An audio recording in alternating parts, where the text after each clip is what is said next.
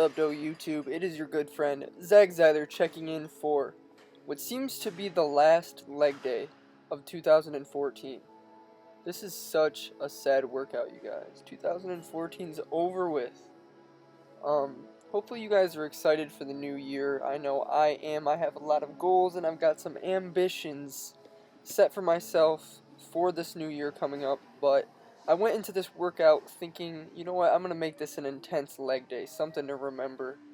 And that's what I attempted to do. I went much heavier in this workout than I normally go, and that sort of a thing, but it is still a typical leg day. Now, one goal that I do hold is to bring up my leg development somewhat in the new year, and I've already taken a very major step towards, achieving that. And that is adding an additional leg day to my weekly routine. And prior to this additional leg day, I was training legs twice a week, and I am now training legs 3 days a week, which is it's insanity. I want you guys to take a moment and think about that. I train 7 days a week, and 3 out of the 7 days are intense leg days. Now, I don't bullshit with my lower body workouts.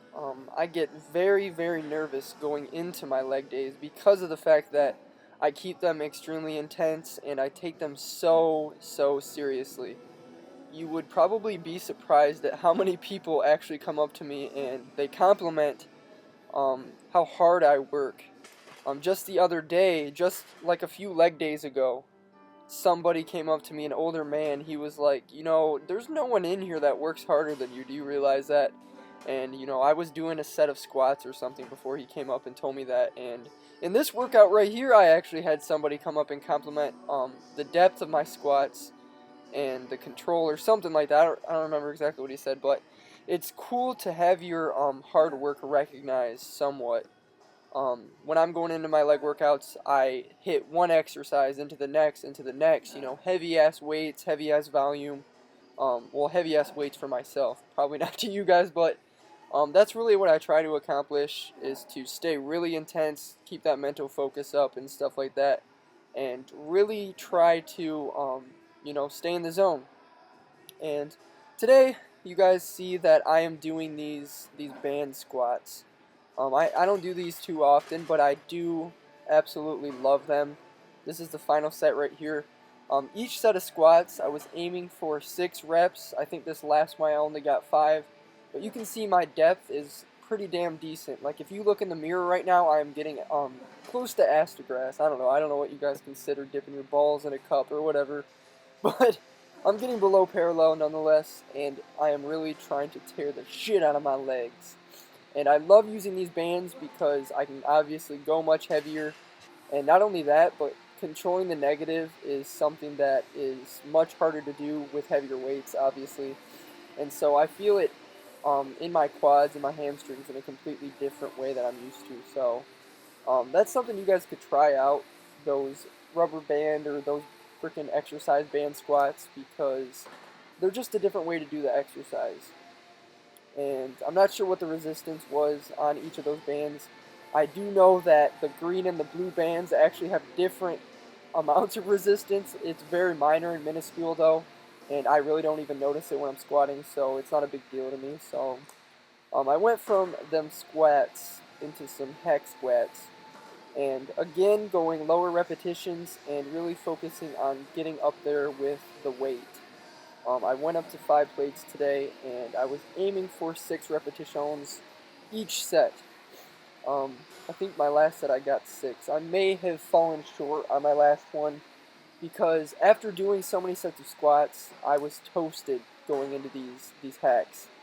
And I absolutely love going and doing these hack squats after doing regular normal squats, barbell squats, because of the feeling that I get in my legs. I have so much blood flushed into my quads and my hams after doing the normal barbell squats that I just feel like it's so much more effective.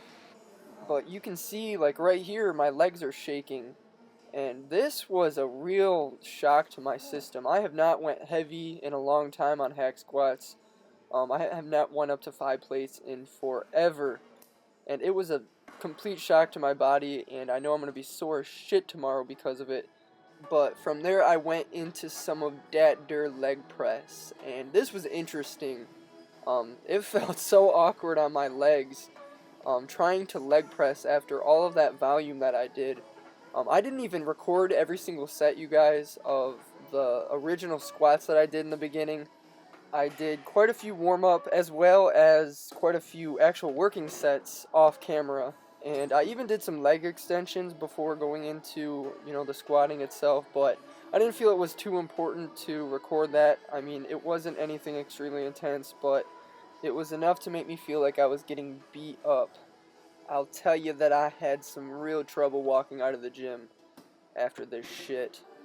And I'm telling you also that when I try to wake up and get out of bed tomorrow morning, it is not gonna happen. Because of all this shit that I did in this workout. The depth in my leg press was decent enough. I never like to go too deep because I'm not that flexible. As soon as my glutes come off of the pad, it really recruits my lower back, and it kind of sucks in a bad way. Like, it isn't a good thing that it recruits my lower back, but I don't know, you guys. From there, I went into this stiff-legged deadlift. It's kind of a mixture between a stiff-legged and a Romanian deadlift, in all honesty. It's kind of a customizational, freaking made-up exercise that I do and that I feel in my hamstrings the most.